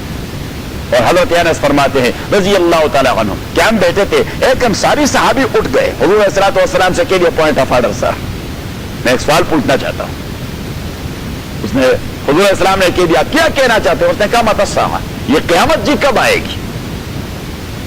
قیامت کب آئے گی؟ نبی کریم صلی اللہ علیہ وسلم سے اللہ کریم نے فرمایا یسألونک عن الساعہ، کفار تو مسخرے کے حوالے سے پوچھتے تھے، تو فرمایا کہ یسألونک عن الساعۃ ایان مرساہا، ابھی میں نے دوسری حرکت میں یہی آیتیں پڑھی، یسألونک عن الساعۃ ایان مرساہا، یہ آپ سے پوچھتے ہیں کہ وہ آپ کا لنگر انداز قیامت کب آئے گا۔ یہ دیکھیے یہ کتنے شیطان لوگ تھے، یعنی جب جہاز لنگر انداز ہوتا ہے وہ کیا کہتے ہیں، جو پھینک دیتے ہیں، وہ لنگر انداز، جو لنگر پھینک دیتے ہیں تو کڑا رہتا ہے، پھر جب لنگر اٹھا دیتے ہیں اینکر کہتے ہیں، جب اینکر اٹھا دیتے ہیں تو پھر روانہ ہو جاتا ہے، کہیں پہنچ جاتا ہے۔ تو کفار نے کہہ دیا کہ آپ بہت پرانے زمانے سے قیامت والے شپ کا تذکرہ کر رہے ہیں، وہ کب اپنا اینکر اٹھا کر آئے گا؟ ایان مرساہا، اللہ کریم نے فرمایا فیم انت من ذکرہ، یہ آپ کا فیلڈ ہے نہیں، یہ آپ کا جاب نہیں، یہ آپ کا جاب نہیں، یہ آپ کا فیلڈ نہیں، یہ آپ کی ٹیکنالوجی نہیں، یہ آپ کا سبجیکٹ نہیں. فیما انت من ذکر ہے، یہ آپ کا سبجیکٹ نہیں، اور جو آپ کا سبجیکٹ نہیں اسے ڈسکس ہی نہ کریں. الی ربک منتہا، وہ سبجیکٹ اللہ تعالیٰ کا ہے. الی ربک منتہا، آپ کا سبجیکٹ اس حوالے سے کتنا ہے؟ انما انت منذر من یخشاھا، کہ جو لوگ اس سے ڈرتے ہیں صرف انہیں ڈرائیں اس سے. کأنہم یوم یرونہا لم یلبثوا الا عشیۃ او ضحاھا، جب وہ آئے گی تو یہ لوگ اپنے 100 سالہ زندگی کو بھی یا صبح تصور کرے گی یا پھر شام تصور کرے گی کہ ہم نے ایک شام گزار لیا ہے یا ایک صبح گزار لیا ہے. اللہ کریم نے اس کے ہیبت کو اس انداز سے پیش کر دیا. اب وہ صحابی اس نے تو ریئلی پوچھ لیا کہ یہ قیامت کب آئے گی، کب آئے گی، تاکہ ہم تیاری کر لیں اس کے لیے. کب آئے گی؟ حضور علیہ الصلوۃ والسلام نے اس سے پوچھا ما اعتدت لها، آپ نے اس قیامت کے لیے کیا تیاری کی ہے؟ یہ اس کا پوچھ رہے ہیں. وہ تو زبردست امتحان ہے. آپ نے کیا تیاری کی اس کے لیے؟ کوئی اسٹڈی مڑی ہے؟ ہوم ورک مکمل کر دیا؟ ہوم ورک ہاں مکمل کر دیا ہے، پریکٹیکل کمپلیٹ کر دیا ہے، لیبارٹری میں چلے گئے ہیں. فار ایگزامپل یہ آج کی جو اصطلاحات ہیں تو صحابی نے کہہ دیا کہ ما عددت لها من کثیر صلاۃ ولا صوم ولا صدقہ، میں نے نہ زیادہ نفلی نمازیں پڑھی، نہ زیادہ نفلی صدقات کیے ہیں، نہ زیادہ نفلی روزے رکھے ہیں. البتہ ایک چیز ہے میرے پاس، وہ پلے باندھی، انی احب اللہ ورسولہ، میں اللہ اور رسول کو تمام دنیا کو پریارٹی دیتا ہوں، ان کا عاشق ہوں، اللہ اور رسول کا عاشق ہوں، ان کے حکم کو کبھی وائلیٹ نہیں کرتا. تو نبی کریم صلی اللہ علیہ وسلم اسمائلنگ فیس اسے کہنے لگے کہ جب بھی آئے گی المرء مع من احب، بات کے لیے تو بشارت یہ کہ جس کو محبوب بناؤ گے اسی کے ساتھ رہو گے. اللہ اکبر. ان سے بچنے کی کوشش کیجیے. ربنا و آتنا، پروردگار اور دیجئے ہمیں ما وعدتنا، وہ چیز جو آپ نے وعدہ کیا ہے ہم سے، علی رسول کا، اپنے پیغمبروں کی زبان اور بیانات کے حوالے، ولا تخزنا، اور رسوا نہ کیجئے ہمیں یوم القیامت، قیامت کے دن، انک لا تخلف المیعاد، تحقیق آپ کبھی خلاف نہیں کرتے اپنے وعدے کے. فاستجاب لهم ربهم، اب یہ جو اہل اللہ ہیں، یہ اولو الالباب جن کا عقیدہ یہی ہے، جو یہ کہتے ہیں، یہ صرف کہتے نہیں، یہ ان کا عقیدہ ہے، یہ صرف کہتے نہیں، یہ ان کے دل کی آواز ہے، یہ ان کے دل کی آواز ہے. تو اللہ کریم نے فرمایا، اور دعا بھی تب قبول ہوتی جب وہ دل کی آواز بن جاتی ہے. جب تک دل کی آواز نہیں بنتی، زبان کی آواز ہوتی ہے تو اسے کوئی قبولیت نہیں ہوتی. استجاب لهم ربهم انی لا اضیع عمل عامل منکم، فاستجاب لهم، قبول کر دیا اللہ تعالیٰ نے ایسے لوگوں کے لیے، انی لا اضیع، اور کہہ دیا انہیں کہ انی لا اضیع، میں ضائع نہیں کرتا، عمل عامل منکم، عمل کسی بھی عمل کرنے والے کی، منکم آپ میں سے، من ذکر مرد ہو او انثی یا عورت ہو، لیکن وہ جو عمل قرآن و سنت کے مطابق کر رہا ہو، میں نے جینڈر کے حوالے سے کسی کے ساتھ زیادتی نہیں کرنی. من ذکر، وہ مرد ہو، او انثی یا عورت ہو، بعضکم من بعض، آپ انسانیت میں ایکول ہیں، بعضکم من بعض، آپ ایک دوسرے میں سے ہیں. مینس کہ وہ آپ کی ماں ہے، آپ اس کا بیٹا ہے، وہ آپ کا باپ ہے، یہ اس کی بیٹی ہے. بعضکم من بعض، کہ آپ دوسرے ایک ہی کائن سے تعلق کرتے ہیں. بعضکم من بعض، آپ دونوں ایک دوسرے میں سے ہیں. فالذین، پس وہ لوگ ہاجروا، جو ترک وطن کر چکے ہیں اللہ کے لیے، وہ اخرجوا، اور انہیں نکالا گیا ہے، من دیارہم، ان کے گھروں سے، وہ اوذوا، اور انہیں تکلیف دے دی گئی ہے، فی سبیلی، میرے راستے میں، وقاتلوا، اور وہ فائٹ کر چکے ہیں اللہ کے لیے، وقتلوا، اور شہید ہو چکے ہیں. اب دیکھیے، ہاجروا، وطن چھوڑ چکے ہیں اللہ کے لیے. ہم بھی وطن چھوڑ چکے ہیں لیکن اللہ کے لیے تھوڑا چھوڑ چکا ہے، ڈالر کے لیے چھوڑ دیا ہے. اگر آج بھی ہم اپنی نیت کی اصلاح کریں کہ آج کے بعد ہم دین کو اولین مقصد بنائیں گے، ڈالر ضرور کماتے رہیں، ڈالر ضرور کماتے رہیں، تو اللہ تعالیٰ ہمارے گناہ کو معاف کر دے گا، ہمارے گناہ کو معاف، اور ہمیں ریوارڈ ملتا جائے گا. لیکن نیت کی اصلاح بڑی ضروری ہے کہ آج کے بعد میں دین کو فرسٹ پرائرٹی دوں گا. جب دین کی بات آئے گی تو میں اپنی دنیا داری کو پیچھے رکھوں گا. دین کو فرسٹ پرائرٹی کب دیں گے؟ جب دین کی بات آئے گی تو دنیا داری کو پیچھے رکھیں گے اور دین داری کو فرسٹ پرائرٹی دیں گے. تو ہاں ضرور. اور دوسرا، وہ اخرجوا من دیارہم، انہیں گھروں سے نکال دیا گیا ہے. اور تیسرا، وہ اوذوا فی سبیلی، اللہ کے راستے میں انہیں بے مثال تکلیفیں دے دی گئی. وقاتلوا، اور وہ اللہ کے راستے میں لڑتے رہے ہیں، وہ قتلوا اور شہید ہو گئے ہیں۔ تو یہ 5 صفات ہیں، کتنی ہیں؟ 5۔ جو لوگ ان 5 مراحل سے گزر چکے ہیں تو اللہ کریم نے فرمایا کہ لو کفرن عنہم سیئاتہم، میری منہ کروں گا ان کے ریکارڈ سے ان کے جرائم۔ لو کفر، اب اگر ریکارڈ کو صاف کرنا ہے تو یہ چیزیں کرنی ہیں، اس طریقہ اللہ نے بتا دیا ان الفاظ کے حوالے سے۔ لو کفرن عنہم، میری منہ کروں گا عنہم ان میں سے سیئاتہم ان کے برائی کے آثار اور ڈیفیکٹس، وَلَأُدْخِلَنَّهُمْ اور انہیں داخل کروں گا جنات، باغات میں تجری کے جاری رہیں گے، من تحتہا ان باغات کے نیچے الانہار، متنوع قسم کی نہریں، ثوابا من عند اللہ، بدلہ ہوگا اللہ کی جانب سے، واللہ عنده حسن الثواب اور اللہ تعالیٰ اس کے نزدیک بہترین ریوارڈ ہے۔ لا یغر، اچھا جی تو جنت میں تو بہترین ریوارڈ ہے، دنیا میں تو کافروں کے پاس پیسے بہت زیادہ ہیں، بزنس پہ بھی ان کا کنٹرول ہے، تجارت بھی ان کا کنٹرول ہے، کاریں بھی ان کی پاس لمبی لمبی ہے، گھر بھی ان کے پاس بڑے بڑے ہیں۔ تو اللہ کریم نے فرمایا کہ لا یغرنک تقلب الذین کفروا فی البلاد، یہ ان کی مال و متاع والی دنیا آپ کو دھوکے میں نہ ڈالیں۔ لا یغرنک، آپ کو دھوکے میں نہ ڈالے، تقلب الذین، تقلب کا معنی ہے آمد و رفت، کیا آمد و رفت، اور تقلب کا دوسرا معنی ہے الٹنا پلٹنا، کیا الٹنا پلٹنا، کیا اور دوسرا معنی ہے اس کا نقل و حرکت، کیا ہے لا یغرنک، آپ کو دھوکے میں نہ ڈالے، تقلب الذین کفروا، نقل و حرکت ان لوگوں کی کفروا جو کفر کر چکے ہیں، فی البلاد، شہروں کے اندر جو نقل و حرکت کرتے ہیں تجارت کے حوالے سے بہت سارا مال کماتے ہیں، متاع قلیل، یہ چھوٹی سی نفع ہے، بالکل تھوڑی سی، 40 سال کی یا 50 سال کی، کیونکہ 50 تک جب آدمی پہنچ جاتا ہے تو بس پھر وہ کچھ کام کا رہتا نہیں۔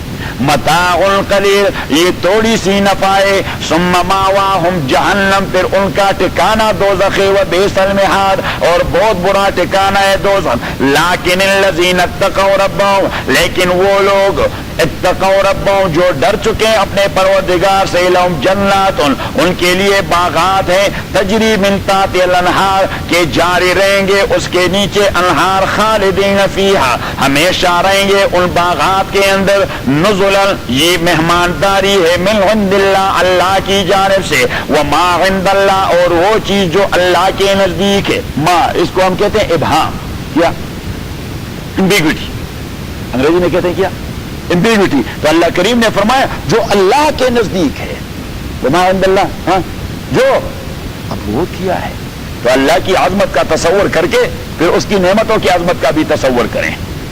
عرب کہتے ہیں کہ عطاء الملوک لا يحمل الا متاعه، بادشاہ اگر کسی کو گفٹ دیتا ہے تو اس کے لیے پھر بادشاہ کی سواری چاہیے تاکہ اسے گھر تک پہنچائے، کیونکہ بادشاہ جب گفٹ دے دیتا ہے وہ چھوٹا موٹا توڑا دیتا ہے، بادشاہ کا گفٹ وہ تو پھر آپ شپ میں لے جائیں گے، تو جب اللہ دے گا، عرب نے بڑی عجیب بات کہ عطاء الملوک لا يحمل الا متاعه، بادشاہوں کے گفٹ وہ ان کے سواری ہوئی سی اور ان کے ٹرانسپورٹیشن ہی سے لا دے جاتے ہیں، ہاں؟ تو اللہ کریم نے فرمایا وما عند اللہ، وہ نعمتیں جو اللہ کے نزدیک خیر للابرار، نیک لوگوں کے لیے وہ سب سے بہتر ہیں۔ الحمدللہ رب العالمین، والصلاۃ والسلام علی اشرف الانبیاء والمرسلین محمد وآلہ وصحبہ اجمعین۔ اللهم ربنا ارحمنا بالقرآن العظیم، اللهم ربنا وفقنا لما تحب وترضى، فالله خير حافظا۔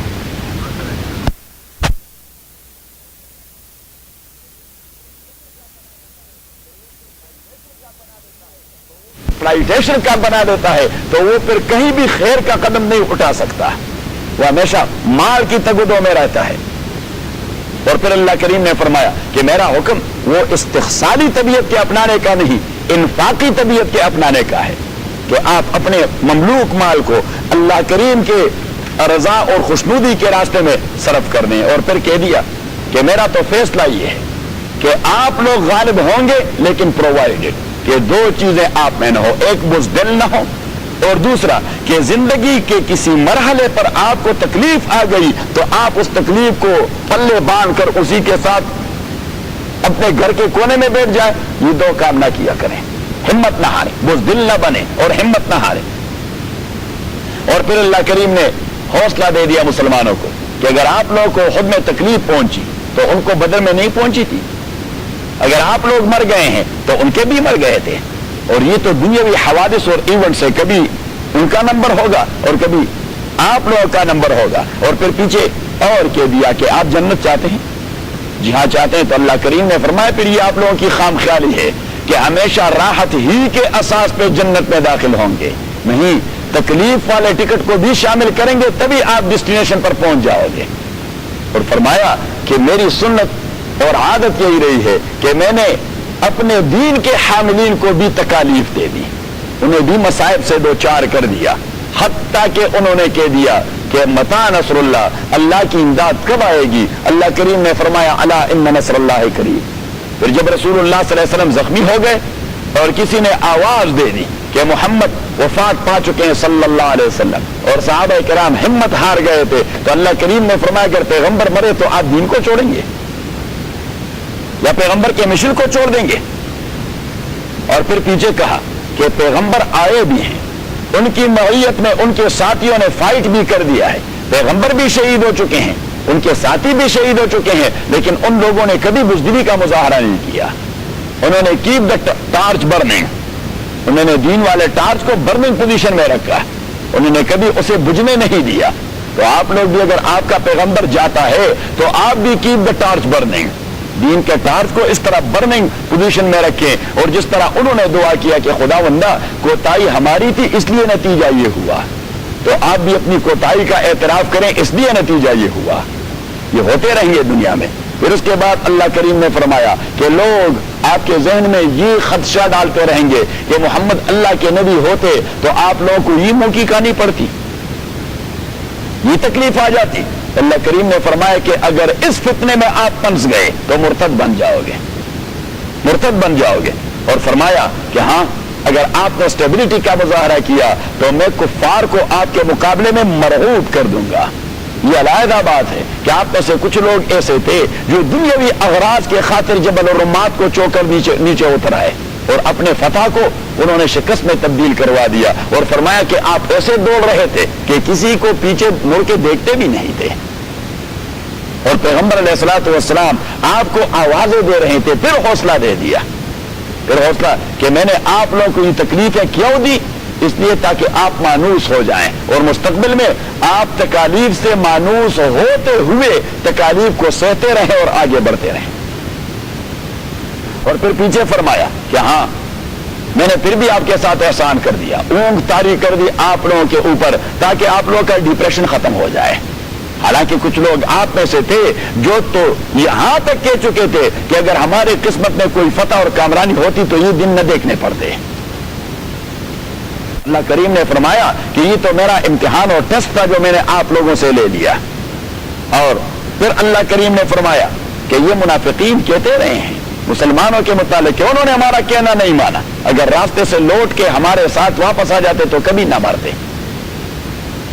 کبھی۔ تو اللہ کریم نے فرمایا اگر آپ اللہ کے راستے میں مر گئے تو مغفرت اور رحمت آپ کا مقدر ہے، تو یہ موت سر ہو قدموں پہ تیرے اور قضا آ جائے، ایسے انجام سے بہتر کوئی انجام نہیں۔ یہ تو سب سے بہترین انجام ہے کہ اگر موت اللہ کے راستے میں آ جائے اور مغفرت اور رحمت نصیب ہو۔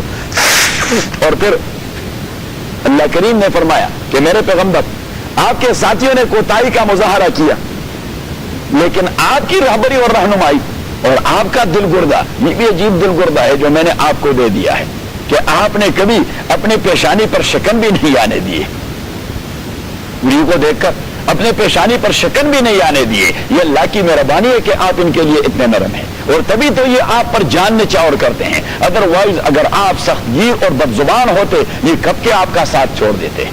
وَلَوْ كُنْتَ فَظًّا غَلِيظَ الْقَلْبِ لَانفَضُّوا مِنْ حَوْلِكَ۔ تو پیچھے نبی کریم صلی اللہ علیہ وسلم سے کہہ دیا کہ ہاں احد کے میدان میں نکلنے سے پہلے آپ نے ان کے مشورے پر عمل کر دیا تھا، اب مشورے کے پس منظر میں جو کچھ ہوا وہ ہوا، تو آپ ایسا نہ کریں کہ اس طرح سے شورائی نظام ہی کو ڈراپ کر دے کہ میں آپ کے مشورے سنتا رہوں تو یہی نتیجہ ہوگا۔ فرمایا نہیں، آپ ان سے مشورے لیا کریں، وہ شاورهم فی الامر، ہاں کام وہ کریں جس پر آپ مطمئن ہو۔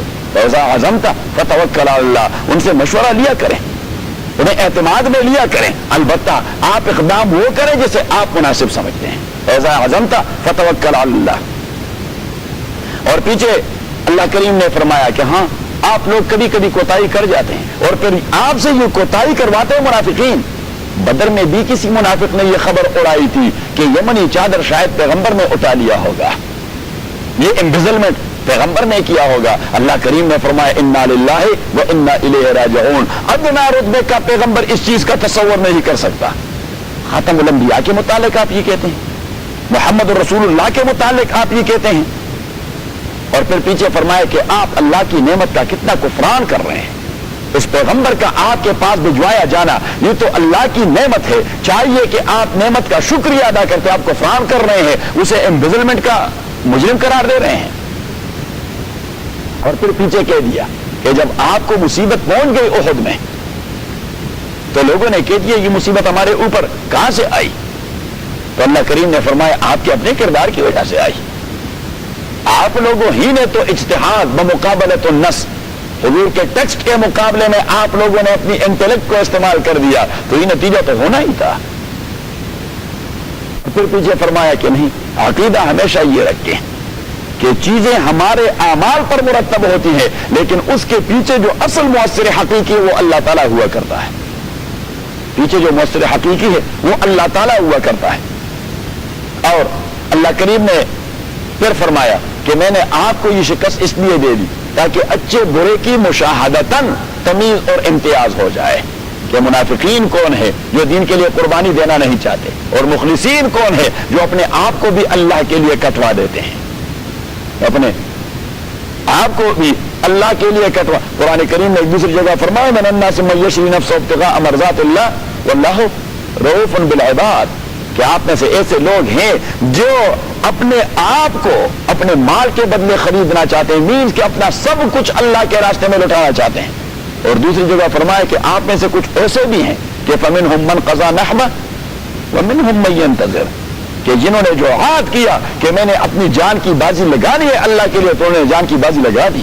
ومنہم من ينتظر, اور کچھ ایسے جو جان کی بازی لگانے کے منتظر ہیں, ابھی وہ راستے میں پڑے ہوئے ہیں کہ ہم بھی جان کی بازی لگا دیں گے. پیچھے اللہ کریم نے فرمایا کہ منافقین نے یہ بات کہہ دی کہ یہ ہمارے ساتھ گھروں میں بیٹھتے بیویوں کے ساتھ تو ان پر قتل اور موت نہ آتی. تو اللہ کریم نے فرمایا اگر آپ کے ساتھ بیٹھنا موت سے پروٹیکشن ہے تو پھر تو آپ پروٹیکٹڈ لوگ ہوں گے, آپ کے ہاتھوں کوئی موت میں آنا ہی نہیں, پھر آپ اپنے موت کو تو پروٹیکٹ کر دیں, اسی سے اپنے کو حفاظت تو دے لیں. اور پیچھے اللہ کریم نے فرمایا کہ یہ جو اللہ کے راستے میں مر گئے یہ عام مردوں جیسے مردے نہیں, انہیں اللہ تعالیٰ برزخ میں خوش رکھا کریں گے. اور پھر غزوہ حمراء الاسد یا غزوۃ البدر الصغریٰ, حمراء الاسد یہ تو احد کے بالکل دوسرے دن تھا کہ نبی کریم صلی اللہ علیہ وسلم اپنے صحابہ کو 8 میل دور تک تعاقب میں لے گئے, لیکن وہ لوگ چلے گئے تھے. اور غزوہ بدر الصغریٰ یہ آئندہ سال ابو سفیان کے وعدے کے پیش نظر کہ آئندہ سال پھر بدر میں لڑیں گے, تو حضور علیہ الصلوۃ والسلام کے صحابی آپ کے ساتھ ہو کے بدر تک چلے گئے, 3 دن اور راتیں وہاں گزاری, لیکن کوئی وہ لوگ مقابلے کے لیے نہیں آئے. اور جن لوگوں نے انہیں ڈرانا چاہا تھا تو اس ڈرانے سے تو ان کی ایمان میں مزید مضبوطی آ گئی تھی. اور پیچھے اللہ کریم نے فرمایا کہ کفار کو اگر دنیاوی مال و منال مل گئے ہیں تو یہ نہیں کہ وہ میرے منظوری نظر ہیں, میں ان کو مزید پنسانا چاہتا ہوں تاکہ وہ زیادہ عیاش اور بدتمیز بن کر مضبوط قسم کے عذاب کے مستحق بن جائیں. اللہ کریم نے فرمایا کہ ہاں آپ لوگ کہتے ہیں کہ ہاں یہ تکلیف نہیں پہنچنی چاہیے تھی. اللہ کریم نے فرمایا مشاہدے کی دنیا میں تمیز کیسے ہوتی اچھے برے کی. اور آپ کہتے ہیں کہ اگر ہمیں پہلے سے پتا ہوتا, اللہ کریم نے فرمایا میں نے غیب کی اطلاع کسی کو نہیں دینی, تو پھر پیغمبر کو تو کبھی کبھی دیا کرتا ہے. تو اللہ کریم نے فرمایا وہ بھی میرا انتخاب ہوتا ہے کہ کس چیز کی اطلاع پہلے سے دے دوں اور کس چیز کی نہ دوں.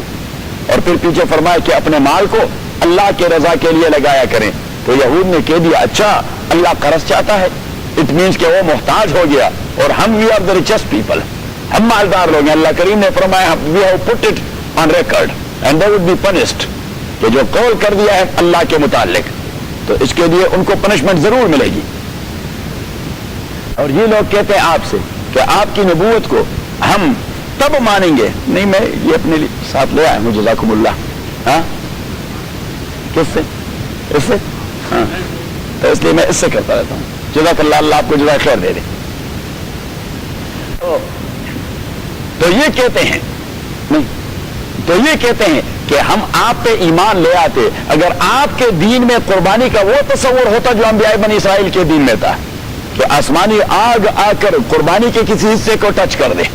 اللہ کریم نے فرمایا کہ آپ کے انبیاء تو اسی قربانی کے ساتھ آئے تھے اور وہی ان ایگزسٹنس ہو رہا تھا، تو آپ نے تو ان کو قتل ہی کر دیا، شہید ہی کر دیا.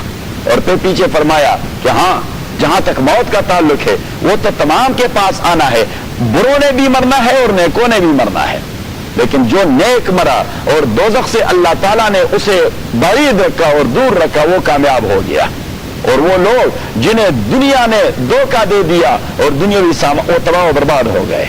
اور پھر پیچھے فرمایا کہ دو چیزیں اپنے پلے باندھے کہ آپ کے ایمان کو مضبوطی دینے کے لیے اور آخرت میں آپ کے درجات بلند کرنے کے لیے ایک تو اللہ آپ پہ ابتلا لائے گا آپ کے جان و مال میں، اور دوسرا دین کے مخالفین وہ آپ کو تکالیف پہنچاتے رہیں گے.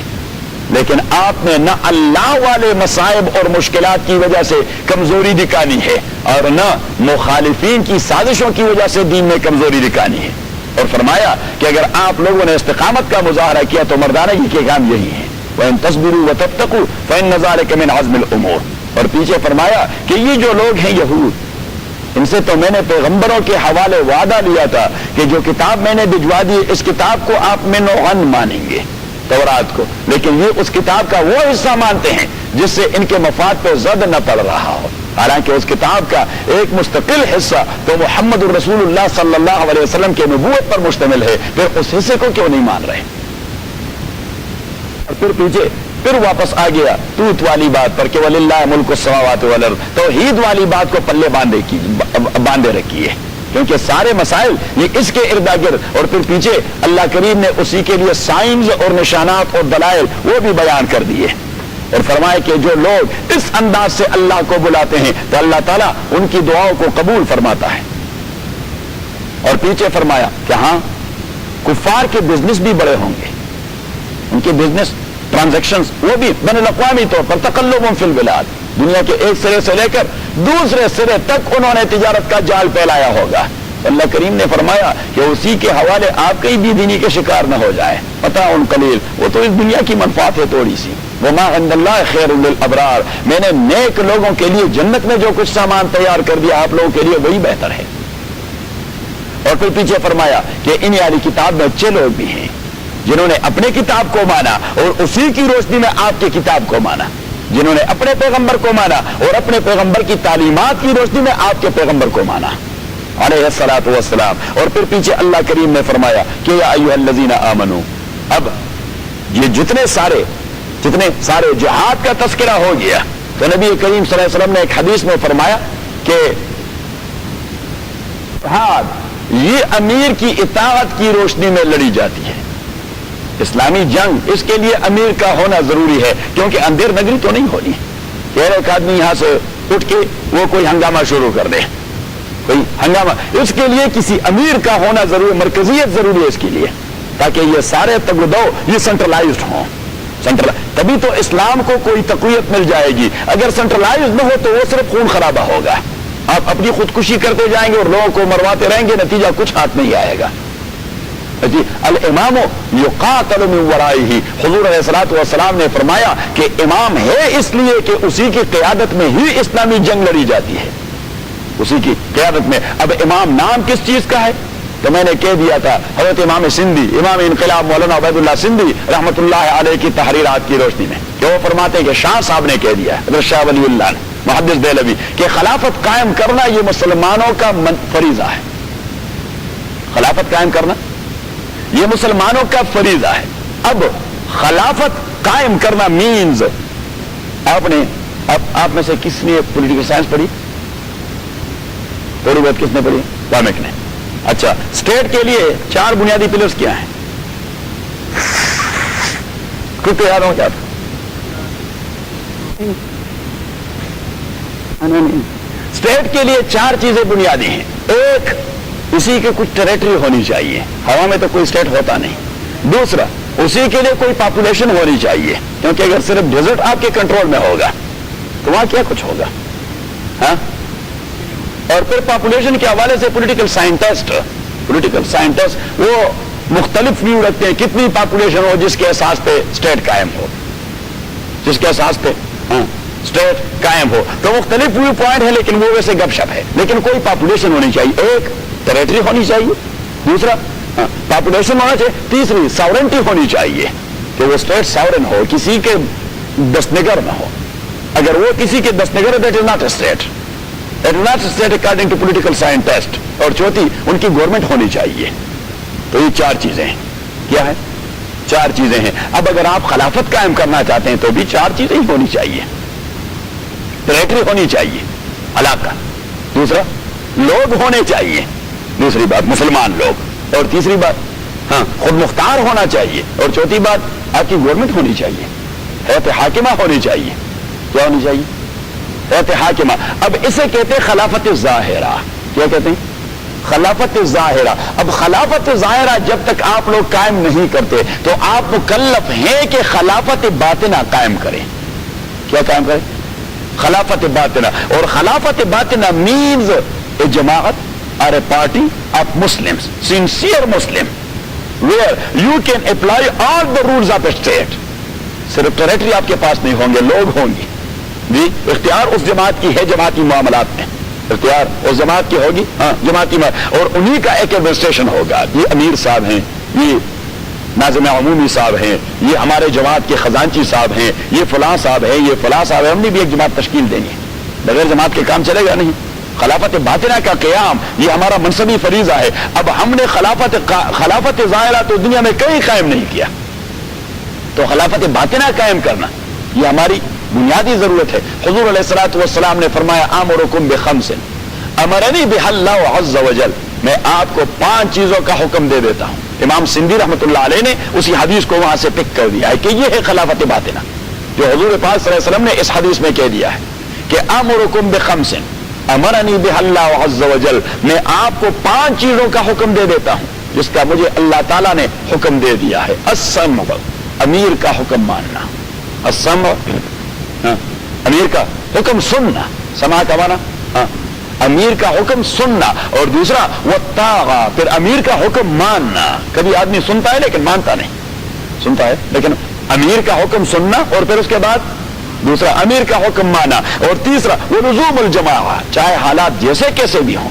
یہ اونچ نیچ زندگی میں آتے رہتے ہیں لیکن جماعتی رسی کو چھوڑنا نہیں, جماعت کے ساتھ وابستہ رہنا ہے. علامہ نے ایک شعر کہہ دیا ہے کہ پیوستر شجر سے امید بہار رکھ. جو پتھر وہ درخت سے ٹوٹ جاتی ہے تو اسی کے لیے تو بہار کے آنے کا کوئی تصور نہیں. اگر ایک پتھر زرد بھی ہو گیا تو ممکن ہے کہ آپ اسے انرجائز کریں, اس درخت کو انرجی ملے اپنے جڑوں کے حوالے سے, اس میں پھر وہ کلوروفل آ جائے گا اور پھر سبز ہو جائے گی. لیکن اگر ٹوٹ گئی جماعت سے, یعنی یہ جو درخت ہے یہ بھی ایک جماعت ہے پتوں کی, پتوں ڈسکنیکٹ ہو گیا تو وہ لزوم الجماعہ مینز کہ جماعت سے آپ کبھی ڈسکنیکٹ نہ ہو جائیں. جماعت میں کبھی آپ کو امیر کے کسی حرکت پہ اعتراض ہوگا, کبھی آپ کہیں گے جماعت کی پالیسی ٹھیک نہیں ہے. نہیں ہے بھائی, انسان ہے, اگر پالیسی میں خطا ہو گئے تو یہ کوئی قرآنی حکم تو نہیں تھا. انہوں نے اپنے اتحاد کے اساس پر ایک راستہ لے لیا, اس کا نتیجہ اچھا نہیں نکلا. پھر تو نبی کریم صلی اللہ علیہ وسلم وہاں احد والوں کو ساروں کو کک کر دیتے کہ آپ نے جو مشورہ دے دیا تھا اس کا نتیجہ یہ ہوا, آپ کی جماعت کو میں نہیں مانتا. تبھی تو اللہ نے فرمایا وشاورہم فی الامر, جماعتی تصور برقرار رکھیے. آپ شیعی نظام وہ ولزوم الجماعہ. اور چوتھی بات آپ صلی اللہ علیہ وسلم نے فرمایا کہ والہجرۃ الی اللہ ورسولہ, ہجرت الی اللہ ورسولہ مینز کہ آپ معصیات اور نافرمانیوں کو چھوڑ دیں, اللہ اور رسول کے احکام کے پیش نظر جماعتی زندگی میں معصیات کا ارتکاب نہ کیا کریں. کہ جماعت ایک فیصلہ کرتی ہے اور آپ اپنا کوئی دوسرا راستہ لے لیتے ہیں. اگر اس طرح ہر ایک آدمی اپنا اپنا راستہ لے لے, اپنا راستہ, تو جماعت رہے گی؟ جماعت نہیں رہے گی.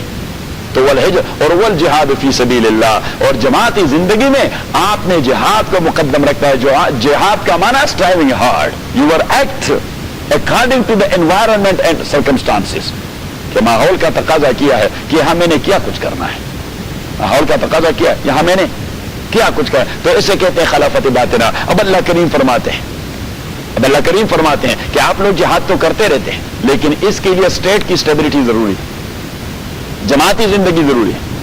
کیا ضروری ہے؟ جماعتی زندگی۔ تو جماعتی زندگی کے حوالے سے اللہ نے فرمایا یا ایھا الذین آمنو، او ایمان والو، اصبروا، ڈٹے رہے اپنے موقف پہ، اصبروا استقامت کا مظاہرہ کریں، ڈٹے رہے اپنے موقف پہ، وصابروا، اپنے ساتھیوں کو بھی ڈٹے رہنے کی تلقین کیا کریں۔ اگر آپ خود مضبوط رہے اور باقی ساتھی بچڑ جائیں تو پھر بھی جماعت باقی نہیں رہی، تو وصابروا، اوروں کو بھی ڈٹا رکھیے۔ اگر کوئی کمزوری دکھاتا ہے تو آپ اسے تبکی دے دیں، انکریج کر دیں۔ وصابروا ورابطوا، اور باہمی تعلق کو مضبوط رکھیں۔ ورابطوا، باہمی تعلق کو مضبوط رکھیں، مینز کہ جب آپ ایک جماعت کے لوگ ہیں تو آپ ایک دوسرے کے غمی اور شادی میں ایسے شریک کیوں نہیں جس طرح دو بھائی آپس میں شریک ہو جاتے ہیں؟ آپ ایک دوسرے کی خوشی پر اس طرح خوش کیوں نہیں جس طرح دو بھائی ایک دوسرے کی خوشی پر خوش ہوتے ہیں اور اس کے غم پہ غمگین ہوتے ہیں؟ اگر ایسا تصور نہیں تو یہ پھر جماعت توڑا ہے، یہ ویسے مفادات کے اساس پہ لوگوں کا ایک جمگٹا ہے۔ پھر یہ مفادات کے اساس پہ ہم یہاں مسجد میں آ جاتے ہیں، یہاں نمازی ایک دوسرے کو جانتے نہیں کہ یہ کہاں کا ہے وہ کہاں کا ہے۔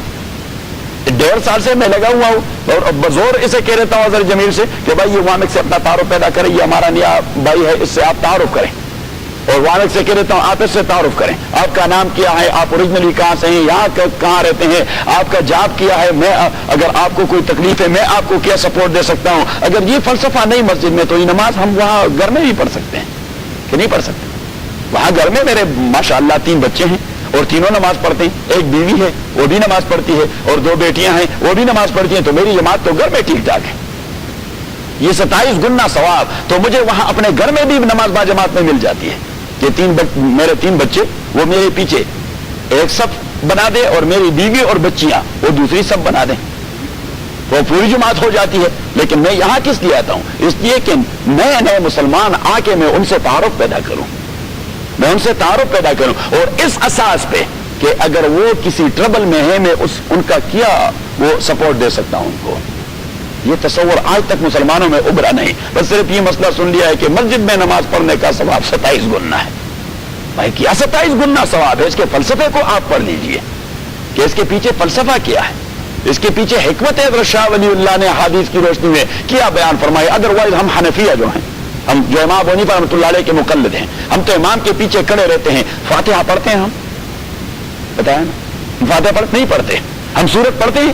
ہاں نہیں پڑھتے۔ ہم سمع اللہ لمن حمدہ کہتے ہیں؟ وہ تو امام کہہ دیتا ہے، وہ امام کہہ دے۔ جو تینوں ائمہ یا اہل حدیث حضرات کے تابع ہیں وہ فاتحہ تو پڑھ لیتے لیکن سورت پڑھتے ہیں؟ نہیں پڑھتے۔ سمع اللہ لمن حمدہ پڑھتے ہیں؟ نہیں پڑھتے۔ تو اب اگر آپ میٹیریل کے حوالے سے دیکھیں تو جماعت کی نماز میں تو آپ کا نقص آ گیا، کوتاہی، فاتحہ چھوٹ گئی، سورت بھی چھوٹ گئی، سمع اللہ لمن حمدہ بھی چھوٹ گئی، تو مینز کہ آپ کو 27 گنا کم ثواب ملنا چاہیے، لیکن حضور پاک نے فرمایا کہ 27 گنا زیادہ ثواب مل جائے گا because of the philosophy behind, کہ امت کے درمیان جوڑ ہو۔ اور حضور علیہ الصلوۃ والسلام نے تبھی فرمایا کہ لَتُسَوُّنَّ صُفُوفَكُمْ أَوْ لَيُخَالِفُنَّ اللَّهُ بَيْنَ قُلُوبِكُمْ۔ جو حضور بات فرماتے ہیں وہ خبر کی دنیا کی بات ہوتی، نظر کی دنیا کی نہیں۔ ہماری نظر کوتا ہے، ہماری نظر وہ شارٹ کیا ہے، ہم دور رسے کے شارٹ سائٹڈ، ہم شارٹ سائٹ رکھتے ہیں، لہذا جو چیز ہمارے مشاہدے میں اس پہ تو عقیدہ رکھ جاتے ہیں، لیکن جو چیز ہمارے مشاہدے سے ماورا ہو وہ ہمارے ذہن میں آتا نہیں۔ جبکہ بحیثیت مسلمان کے میرا عقیدہ ہے کہ پیغمبر نے جو بات کہی ہے آپ کے مشاہدے میں کوئی ڈاؤٹ پیدا ہو سکتا ہے، آپ کے آنکھوں کی نظر وہ کوئی کمزور ہو سکتی ہے کہ آپ نے کسی اور کو دیکھ لیا ہوگا، آپ نے کہہ دیا کہ آصف صاحب کو صبح میں نے دیکھ لیا تھا نماز میں، بھائی وہ آصف صاحب جیسی داڑھی کسی اور آدمی کی تھی، آصف صاحب یہاں ہے نہیں، وہ شکاگو گئے ہیں۔ اب یہ آپ کی نظر کی کوتاہی ہو گئی، حالانکہ آپ تو اپنے آنکھوں کے اساس پر کہتے ہیں کہ آصف صاحب کو میں نے صبح کی نماز میں دیکھ لیا تھا۔